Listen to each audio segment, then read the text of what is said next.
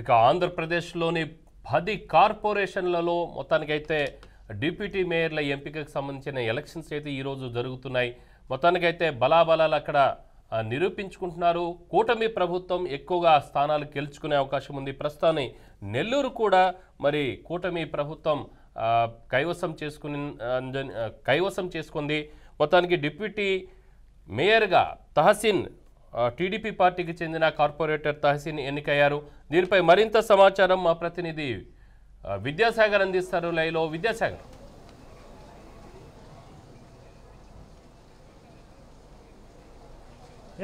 Right Ramarao, నెల్లూరులో deputy mayor ఎన్నికలు చాలా ప్రశాంతంగానే ముగిశాయని చెప్పొచ్చు. మొదట డిప్యూటీ మేయర్ ఎన్నికలు ఎలా జరుగుతాయని తీవ్ర ఉత్కంఠ అయితే రేపింది. మొత్తం మీద చూసుకుంటే నెల్లూరు జిల్లా జాయింట్ కలెక్టర్ కార్తీక్ ఎన్నికల అధికారిగా ఈ ఎన్నికలు అయితే నిర్వహించారు. దీంట్లో ప్రధానంగా కొన్ని అంశాలు చర్చించుకోవాల్సి ఉంటుంది. మొత్తం నెల్లూరు నగరానికి సంబంధించి 54 డివిజన్లు ఉన్నాయి. ఈ 54 డివిజన్లో కూడా గతంలో వైసీపీ పార్టీ 54 డివిజన్లు కూడా గెలుచుకుని ఉన్న పరిస్థితి ఉంది.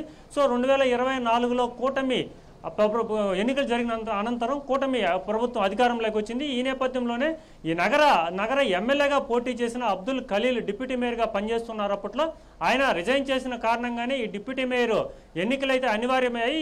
ఈ డిప్యూటీ మేయర్ ఎన్నికలు అనివార్యమైన నేపథ్యంలోనే ఈరోజు మొత్తం మీద చూసుకుంటే ఈ నామినేషన్ కావచ్చు, అలాగే ఎన్నిక ప్రక్రియ కావచ్చు, చాలా ఉత్కంఠ రేపిందని చెప్పొచ్చు.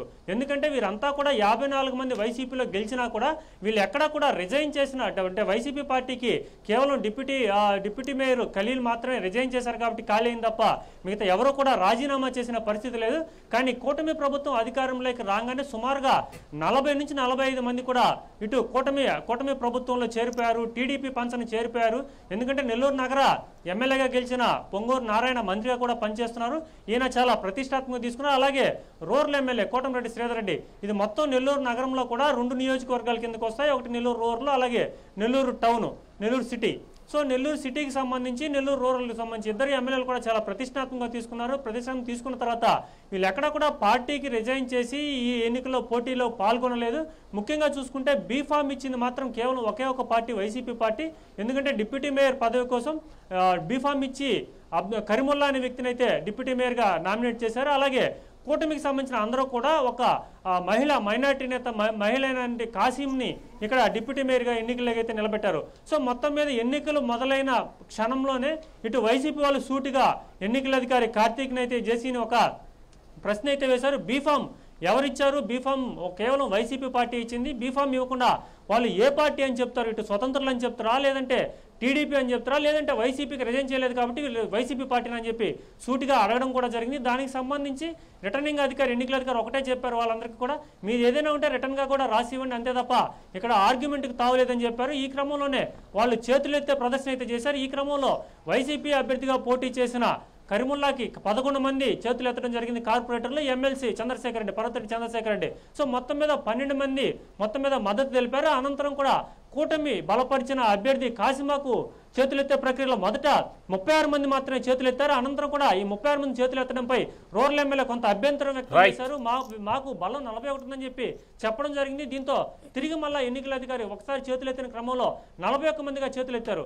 సో 41 మంది చేతులెత్తిన తర్వాత మొత్తం మీద ఏకగ్రీవంగా కాసిమా కూటమి ప్రభుత్వం తరఫున అయితే నామినేట్ అయ్యారు. డిప్యూటీ మేయర్గా పదవి తీసుకున్నారు. కానీ వీళ్ళు డైరెక్ట్గా స్వతంత్ర అభ్యర్థి లేకుంటే టీడీపీ తరఫున లేకుంటే వైసీపీ తరఫున అయితే కొంత సందిగ్ధత నెలకొంది. మొత్తం మీద అయితే విప్ కూడా జారీ చేసిన పరిస్థితి YCP party. So MLC Parvathareddy Chandrasekhar ఎన్నికల అనంతరం వైసీపీ తరఫున మాట్లాడడం కూడా జరిగింది. న్యాయపరంగా పోతాం, వీళ్ళ మీద కోర్టులో కూడా వేస్తాం. కేరళ ఏదైతే హైకోర్టు ఇచ్చిన తీర్పు ప్రకారం కూడా వీళ్ళందరూ కూడా పదవికి అనర్హులు అవుతారు కాబట్టి మేము న్యాయపరంగా చూసుకుంటాం, ఏమైనా ఉంటే కోర్టులో చూసుకుంటాం చెప్పిన పరిస్థితి.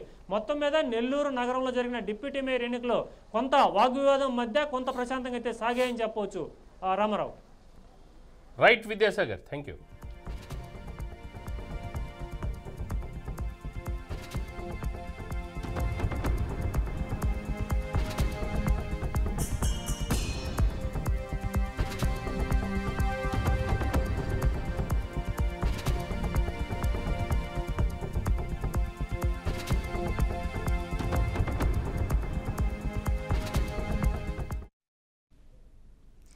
కూటమి ప్రభుత్వం ఏర్పడిన తర్వాత ఏపీలో టీడీపీ జోరు మరింత పెరిగింది. తాజాగా హిందూపూర్ మున్సిపాలిటీ చైర్మన్ పదవిని తెలుగుదేశం కైవసం చేసుకుంది. మున్సిపల్ చైర్మన్ గా రమేష్ కుమార్ ఎన్నికయ్యారు. రమేష్ ను హిందూపూర్ ఎమ్మెల్యే బాలకృష్ణ అభినందించారు. రమేష్ ను చైర్మన్ సీట్లో బాలయ్య కూర్చోబెట్టారు. ఓటింగ్ లో టీడీపీకి అనుకూలంగా 23 సీట్లు, వైసీపీ అభ్యర్థి వెంకటలక్ష్మికి 14 ఓట్లు పడ్డాయి. ఇక ఓటింగ్ లో ఎమ్మెల్యే బాలకృష్ణ, ఎంపీ పార్థసారథి కూడా పాల్గొన్నారు.